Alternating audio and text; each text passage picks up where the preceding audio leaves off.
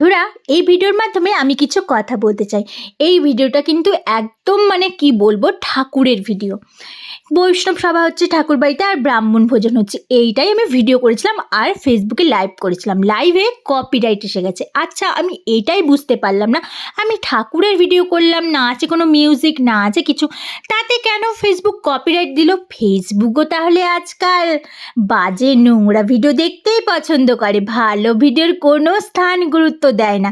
আমরা যারা বউরা ভালোভাবে ভদ্রভাবে ভিডিও করি, আমরা তো জানি কোনো দিনই এগোতে পারবো না, কিন্তু যারা নোংরাভাবে খারাপভাবে ভিডিও করে তারা খুব তত্তর করে এগোবে, আবার মিলিয়ন মিলিয়ন ফেসবুক ভিউজও দেবে। ফেসবুক আমাদের ভিডিওতে ভিউজ দেবে না, ঠিক আছে। আচ্ছা, কপিরাইটটা কেন দিল? কি এমন ছিল যার জন্য কপিরাইট দিল? আমি তো ভেবেই অবাক। তো শাশুড়িমাকে বললাম, মা, ঠাকুরের ভিডিও করেছিলাম আর লাইভ করেছিলাম ফেসবুকে, তাতে না কপিরাইট দিয়েছে ফেসবুক। তো মা বললো, ফেসবুকে তো ভালো জিনিস নিতে জানে না, খারাপ দেখে দেখে না ফেসবুকেরও চোখে অরুচি হয়ে গেছে, তাই খারাপটাই ফেসবুক পছন্দ করে, ভাড়াটা নিতে পারে না। আমি বললাম, ঠিকই বলেছ।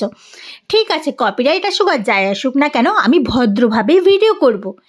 এতে যদি ফেসবুক যদি আমাকে ব্লকও করে দেয়, তাতেও আমার কিচ্ছু যায় আসে না, তাই একটু শেয়ার